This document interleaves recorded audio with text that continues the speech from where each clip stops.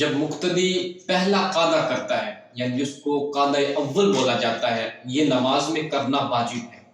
تو اگر کوئی شخص اتحیات پڑھنے کے بعد عبدہ و رسول تک مکمل پڑھ لے،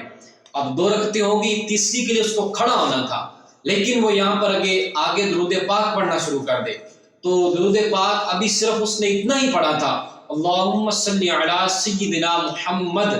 یہاں تک پڑھا تھا، تو اب اس نے تیسری رکعت جو کہ فرض تھی اس میں تاخیر کیا، تو فرض کو مؤخر کرنے کی صورت میں اس پر سجدہ سہو لازم آ جائے گا۔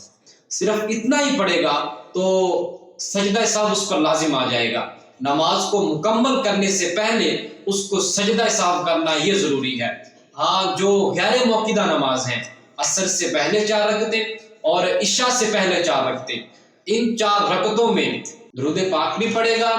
اور آخر میں جو دعائے معصورہ ہے